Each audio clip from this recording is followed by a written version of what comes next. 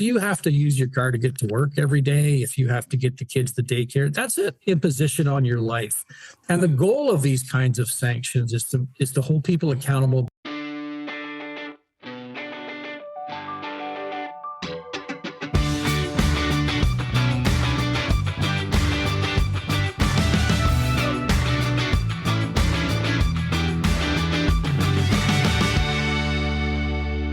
It's Friday, February 13th, 2026. Welcome back to Closer Look. I'm Scott Sexsmith. Frisco has this evening off. Tonight on the program, we're going to talk some more about impaired driving. A new Ipsos poll conducted for MAD Canada provides some interesting insights about whether Canadians think enough is being done to tackle the seemingly endless problem of drunk drivers. According to the poll, only 48% of respondents agree that all levels of government are sufficiently enforcing impaired driving laws, while 42% disagree with that statement. The survey also explored the issue of ignition interlock devices, which are in-car breathalyzers that prevent a vehicle from even starting if the driver's blood alcohol concentration exceeds a set limit. In the United States, there is new legislation that mandates car manufacturers to include this kind of passive impairment detection technology in all new vehicles by the year 2030. According to this new survey, 8 in 10 Canadians, or 80%, agree that our government should pass a similar law here. On tonight's show, we're going to revisit a recent interview we did with Steve Sullivan. Steve is the CEO of Mothers Against Drunk Driving Canada. In light of the new survey, it's an important and very timely conversation. As of January 1st, impaired drivers in Ontario will face some harsher new penalties if they're caught. The new rules include an automatic lifetime license suspension for a conviction of impaired driving causing death and an instant 7-day license suspension for first-time offenders caught under the influence, up from 3 days. Joining us tonight to talk about the new penalties and a lot more is Steve Sullivan. Steve is the CEO of MAD Canada, Mothers Against Drunk Driving. Steve, thanks so much for taking the time tonight. We appreciate it. My pleasure. Thanks for having me.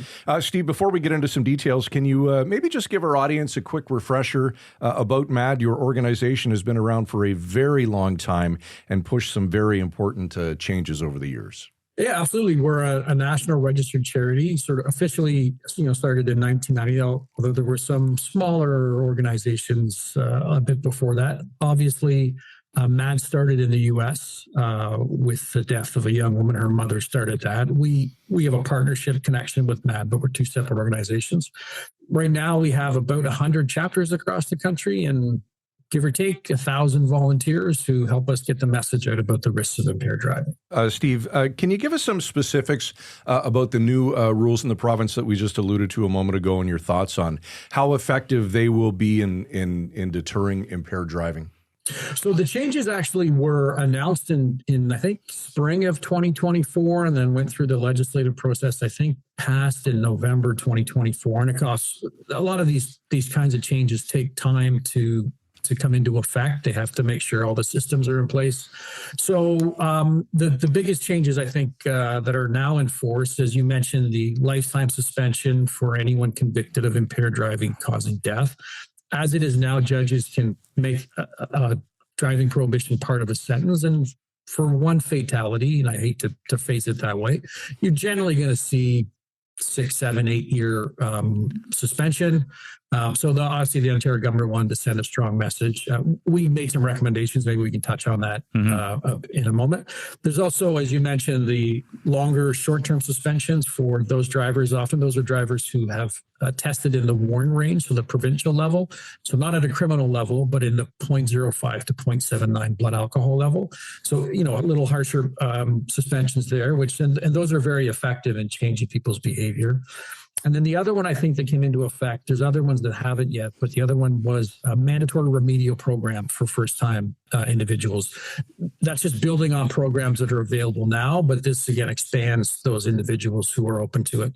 The main one that hasn't come into effect yet that I think will in the summer is mandatory ignition interlocks for all of those caught driving impaired. So that'll be a really important initiative that we really pushed with the government. So a lot of positive changes. There's no one single solution, but every step helps. So that means, Steve, that if you have a conviction on your record, you have to have one of these devices in your car going forward? Yeah, prior to that, it wasn't required. On paper, it was a requirement, but people could just wait out. So, you would get a requirement, you had to have it for a year. So somebody could wait that year out. They couldn't drive, but they could wait it out and not have the ignition interlock installed and still get their license back at the end of that period.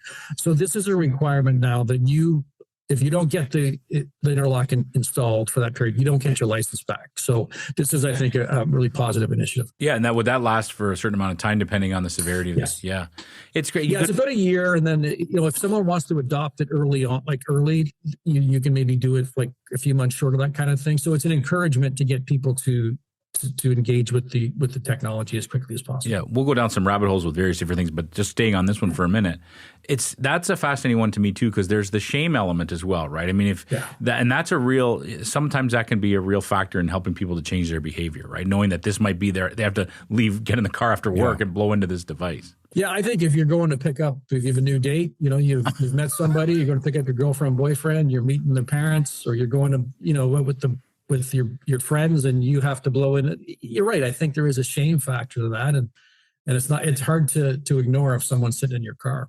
Steve, you mentioned the recommendations. Let's just jump back to that for a sec. I'm sure that your organization provided the province with a slew of them. Which ones didn't get met, and maybe ones that you were disappointed by that not happening? Yeah, the one that we recommended, in terms of the lifetime suspension for those convicted of impaired driving death. I mean, obviously, the most serious offense, you commit tremendous harm. We work with families who've experienced such loss.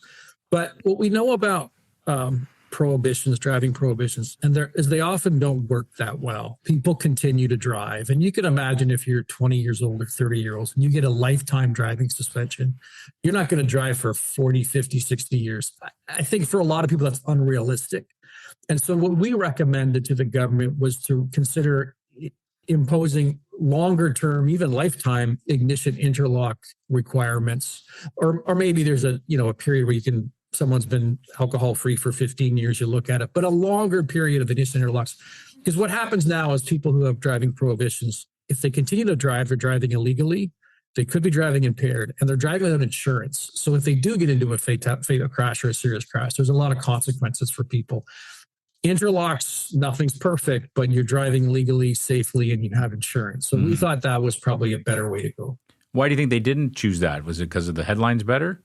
I think they wanted to send a message, about how serious they take this. And the thing with organizations like ours is conversations never end. They just get put off. And so those are conversations that we're still having. For sure. Steve, obviously, this may sound like a dumb question, but these are important changes. The average Joe who's not as knowledgeable about this as you are may read these and say, well, that might not make a big difference. From your perspective, why are these so important, these changes that came into force? Well, what we know about deterrence is what changes people's behavior. The first is their perception of getting caught. And that's why law enforcement's really so important. High visible, high profile law enforcement. We saw a lot during the holidays with ride programs, those kinds of things. But the second thing is the immediacy of the sanctions. So the kinds of sanctions that you're talking about here, these are, immediate sanctions that are imposed on individuals. You lose your license for 7 days immediately. And that may not sound like a lot, but if you have to use your car to get to work every day, if you have to get the kids to daycare, that's an imposition on your life. And the goal of these kinds of sanctions is to hold people accountable, but hopefully also send a message that you just don't want to do this again, because the next time you get caught, it'll be longer periods of time and you might have your vehicle impounded, those kinds of things. So it may not sound like a lot to people, doing a remedial program or license suspension 7 days. But if you're the one who has to deal with it immediately now, it does have an imposition on your life and hopefully sends a message. Steve, we're obviously fresh through the holiday season. And on Monday, the OPP releasing data from the holiday ride program that showed over 1,260 people had been charged with impaired driving in December. I assume that number doesn't surprise you? Doesn't surprise me, never fails to disappoint me. We're never going to arrest our way out of this problem, but especially during the holidays with all the awareness and the awareness of people that law enforcement are going to be out there and very active with ride programs and proactively looking for drivers. that so many people still make that choice. I mean, it's never a good time to make that choice. And there's so many options for people, especially in more urban communities. There's no excuse. And it's disappointing that so many people make that choice. On the other hand, it's heartening to see that law enforcement are so active in trying to take as many drivers off the road as they can. Why do you think that is, Steve, that so many are still making that choice? We were talking about that on the before you jumped on. And this is an issue, too, because we see it, sadly. We have community sites all over the province. Yeah. Once a week, Steve, there's a horrible accident or something that involves an impaired driver. Yeah. Why is it so many people are still making this choice, even though organizations like yours have been hammering home this point for so long? Well, we ask people, when us and other organizations do polling and ask people, why would you do that? And so people who admit that they have driven after consuming or they feel they were impaired, they often say they didn't have far to go. They thought they could go like a back road. They wouldn't see a police officer and they could just drive a little more carefully. And obviously none of those are good excuses, but no one ever thinks they're going to get into a crash. No one ever thinks they're going to hurt someone else or, hurt themselves or kill themselves. But it happens everywhere. It happens every day somewhere in the country. But none of us ever see ourselves in that phase. And so it's an ongoing conversation. It's why high profile, highly visible law enforcement is really important, because if you don't ever think you're getting into a crash, that's not going to deter you. But maybe if you think you're going to see a police officer, that'll change your behavior. Steve, is there a jurisdiction that sticks out anywhere in the world that's dealing with impaired drivers in a way that we here in Canada or specifically in Ontario should be mimicking? Yeah, I mean, there's, certainly provincially, every province has sort of a different approach. They're not, I don't want to make them wildly different, but there are a couple of provinces, British Columbia being the first, that brought in a new program that sort of deals with first-time impaired drivers a little bit differently. It's called immediate roadside prohibitions, and it sort of mirrors the system we have now. So in Ontario, we have a system, if you're at 0.05 to 0.79 blood alcohol, you get provincial sanctions, but not a criminal record. There's no criminal charges. What British Columbia did was take that model, but expand it to some offenders who are actually at the 0.08 level, so criminal. They avoid the criminal system and proceed with harsher provincial penalties. Now, that sounds a bit counterintuitive. They actually saw some significant reductions in impaired deaths and fatalities, and injuries, in part because police can process those cases within 30 to 40 minutes at roadside. If you go criminal, it takes 3 to 4 hours back at the station. Yeah. So your officers are dealing much quicker with impaired drivers. They're back out on the road, hopefully catching more impaired drivers. And we saw in Winnipeg, because Manitoba has this as well, in a 5-year period, they doubled the number of impaired drivers they took off the roads. Wow. We think that's a model that Ontario should be looking at for some offenders. Obviously, no deaths, injuries, crashes, not repeat offenders, no kids in the car. So there are restrictions, but it is a way of we think, maximizing police time. And you're also avoiding a criminal justice process, which we know in Ontario is incredibly overburdened. That's for sure. And could use a break from some of these cases. That's a great point. Thanks for pointing that out, Steve. From a 10,000 feet view, are things getting any better, Steve? Like when you think of Mad Canada for the last 30 years, are we making an impact? Yeah, we have. And it's sometimes hard to see because we see the cases every single day. But if you look in the 80s, 90s, 2000s, certainly societal attitudes have changed a lot. And that's important. But we have seen the reductions in fatalities, really around alcohol by about 50% from like the 80s, 90s, 2000s.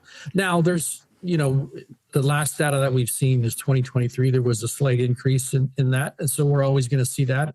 Coming out of the pandemic, we're sort of seeing a little bit of an increase, but we're hopefully seeing that going down. In the U.S., on the other side, they saw huge increases during the pandemic, and they're coming down. So the pandemic sort of, I think really shot the numbers. So I think prior to the pandemic, we were seeing some decreases with alcohol. It's sort of leveled off, but still some positive signs. We haven't seen increases with the presence of drugs for a number of years. We can't always articulate presence meaning impairment because it's just a different substance, but a concerning trend. So it's a bit of a mixed bag. Yes. We're seeing some improvements here, maybe some clawbacks in other areas. You're right about the societal changes. That's why I think we get surprised when we see the numbers, because we assume that society's changed. I just have a few more questions. Thank you, Steve, for all your time. One of the debates in our industry, I'm the editor-in-chief here at Village. I've been in journalism for 25 years. One of the big debates we have all the time is naming or not naming people accused of crimes. And impaired driving has become one of the big ones in the debate, as you know, because some police forces have made a conscious choice to no longer name alleged impaired drivers. What are your thoughts on that? Yeah, I'm not sure there's any police services in Ontario today that routinely make people's names public. I think Niagara was the last police services that did it every month, and they stopped doing that. There was no evidence that it had any sort of deterrent impact. Like I know people talk about shame and public shaming, and which you think would have an impact. But I think a lot of the police services that did it found that it really didn't move the needle either way. So, I mean, I understand people's feelings. It is public information if someone is charged, and you can go to the courthouse and get all the information, that kind of thing. But there really was no evidence that it had any relevant impact. It's interesting because for people who don't know, in Niagara, for example, they would publish a weekly list of here are the people who were accused of impaired driving this week. And some weeks it would be a long list, right? And they thought they did that. I think they actually said it every week. They did it because we wanted to deter people. But you're right. There was no empirical evidence that showed that it was actually making a difference. Name and shame. So you're okay with that, Steve? That's not something you had a problem or your organization disagreed with? Yeah, it wasn't something we really had a position on. I know police services tried it, and I know I think York Police did it for a while, and they stopped doing it. So I don't think it had the result that they expected it to. Okay, I do want to ask you about the Ford government's also floated this possibility of taking an idea from Texas, I believe, with the forcing impaired drivers who cause death of children to pay child support. What is MAD's position on that? Yeah, love the idea. I mean, anything we can do to provide better support, particularly to young people who are left behind if their parents are killed. We looked at the Texas model, and actually it's Texas model came from other states because it's in about 8 or so states now, resulted from a grandmother who's now caring for her grandchildren. I think there's some problems with it. Basically what it would mean is that a court could order a particular driver to be financially responsible for those children up until the age of 18. Under our system now in Ontario and most provinces, that's really what insurance is for. Yes. And so in the U.S., you can't do both. You either pick insurance or you pick the driver. And our advice to families would always be, and I think any lawyer would do the same, is pick insurance because that's a guaranteed. It's not perfect. I'm not, we all know there's issues with that, but there will be some drivers who maybe could compensate or finance those children, but there's a lot of individuals who won't. These are people who are probably going to go to prison for a couple of years. People might think it should be longer. They're going to come out into a halfway house with a criminal record. Then they're going to be in the community, may not have much in terms of job prospects. Under the Texas legislation, drivers have a year after being released from prison to start the payment. So who's going to fund that those children up until that point? So I think the sentiment is good. Maybe there's pieces we can take from it and enhance what we have now. But I think it would be detrimental to replace what we have now with that kind of system. Okay, I do want to go back to one more thing we talked about earlier. You mentioned the education programs that your organization does where you'll actually talk to people who've been charged. Tell us a success story, Steve, where you really had made an impact on a driver or people, so help people understand how these programs work. Yeah, so it's not a widespread program we have, but some of our chapters get involved with like their local probation offices. Toronto being one of the most important ones, a program called Missing You. And obviously, I don't hear names of individuals, but I do know that many of the families who participate will often talk about, there might be 30 people in the room, and let's be honest, some of them are just there because they have to be, but they talk about people up after privately in tears and just say how much it meant to them, or might share their own story about someone who they lost through an impaired driving and maybe have substance abuse issues and led them here. But a lot of the families who participate on our behalf do believe and feel that they're touching individuals and hopefully raising enough awareness in them that if they're in a situation where maybe they get caught, weren't planning on drinking, but they have that the words that they share, the stories they share will have an impact on individuals. For sure. Sorry, I tend to hog the mic sometimes. I'm sorry, Scott. No, it's all right. I have my last question for me, Steve. I appreciate it. What's your message tonight then for someone who might be listening to this podcast and thinking, this isn't for me. I'm going to still go to the bar tonight, have a few beers with my friends after work, and I'll be fine. And drive home. I'll be fine. So I would say go and do the first part. You know, if you want to go out with your friends and have a few beer, go do that. The second part is just not smart. There was a poll before Christmas that said people, you know, how do you decide if you're going to drive? And some people say if I'm drinking, I'm not going to drive, and that's great. Others said I try to, it's how I feel, or I try to calculate how many drinks I had. And both of those are really stupid ways of making a decision. There's so many, especially if you're in Toronto, I'm in Ottawa, and certainly in cities, there's no excuse. No. And even if the worst case scenario is getting to crash to kill yourself, your passenger, somebody else. But even if you get stopped by a police officer, like if you get charged criminally, that's a criminal record. That means you may not be able to travel outside of Canada. You know, there's limits on that. Some of us might mean our jobs. If you have to drive for work, then you're in a big trouble. You compare, and then you have to pay a defense lawyer and all the fees. You're talking thousands of dollars versus the cost of an Uber or a taxi or a bus, or even worse, a hotel, $100, $200. Like there's just nothing in that scenario that's worth the risk financially to yourself, but also to your life and everybody else's. So I would say go have fun. Just make sure that you get home safely and then are there to have fun tomorrow night as well. Well said. Download the Uber or Lyft app. It's so easy. Steve, before Absolutely. we let you go, anything that we didn't cover, anything that your organization is working on that you want to tell everyone about, the mic is yours.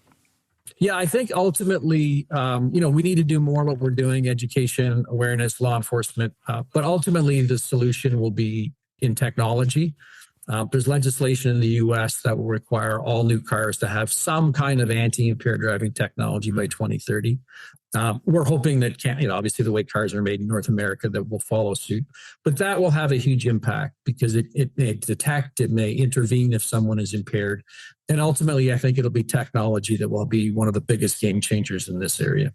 All right. There's Steve Sullivan, the Chief Executive Officer of Mothers Against Drunk Driving Canada. Steve, appreciate your time tonight. Have a wonderful weekend. My pleasure. Thank you both. Our thanks again to Steve Sullivan, the CEO of MAD Canada, for joining us this evening. Remember, you can reach out anytime at closerlook@villagemedia.ca with thoughts or comments on the show. And you can also join our mailing list to get episodes sent straight to your inbox at closerlookpodcast.ca. That's all for tonight. As always, we appreciate your time. For all of us at Closer Look, thanks for watching. We'll see you next week. Enjoy your long weekend. Frisco and Scott's Wardrobe provided in part by Moores, Sault Ste. Marie.